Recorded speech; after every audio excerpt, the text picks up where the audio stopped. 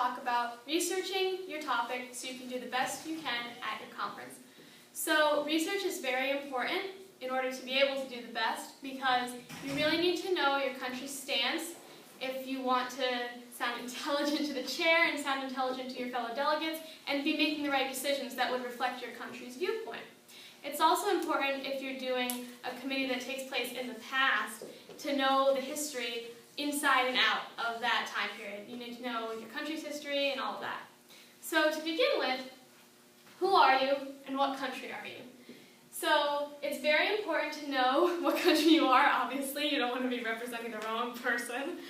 And if you're in a crisis committee, you'll probably be a person most likely. So you need to know who you are and what you do. And your country, you need to know what your name is, what part of the world you're located in, just basic stuff like that. So next we move on to general research and basic facts. So for your country, you need to know the history of your country, first and foremost. Also, economics, your trading partners, imports, exports, what raw materials you have, what's your role in the economic world, because trading partners can be very useful in making allies. For example, if you're the United Arab Emirates, you do a lot of trading with the United States, so they can become a very close ally of yours. And one place where you can get all of this information in one website is the CIA World Fact Book. All you have to do is go on there and look up your country, and it'll give you a list of facts, import, export, GDP, population, world issues, your stance, everything's on there. Also, the internet in general is a great place to find information. Just type in your country's name, type in your topic that you're discussing at your conference, and you'll find everything you need. And don't be afraid to go to the library and check out books. It can be a little intimidating when you see a huge stack and a huge book, but sometimes the most valuable research is in those books. So next, your country's stance. After you've done the basic facts, you need to look up your country's stance on the topic. So what has your country done to stop or fuel the problem, and what do they believe? So you want to know your country's opinion on this. Have they passed any laws in their country to help stop the problem you're discussing? For example, if you are the U.S. and you're discussing the trade of blood diamonds, you can say that you were a sponsor on the Kimberley process in 2003, which worked to stop the trafficking of blood diamonds.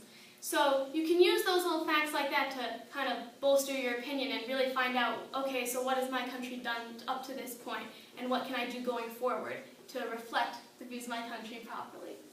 So that is your country's stance.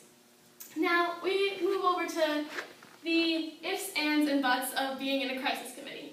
So if you're in a crisis committee, you really need to know your history before, during, and after the time period you're discussing. So that's probably about 100 years. But you don't need to go so into detail before and after. You need to know the general. But you do need to know those sequence of events because they're very important in knowing the outcomes of history and also in knowing the allies. So it's also important to have battle maps or historical maps that you may need because this may come in handy when fighting, when knowing what other countries or empires are around you that you can ally with, so that's very important as well. Now all of this research that we have will go into your position paper, which you will turn into your chair before you go to the conference.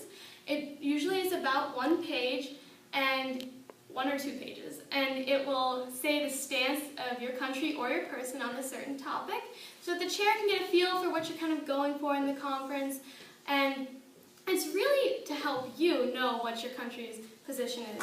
And so yeah, that's all you really need to know about research.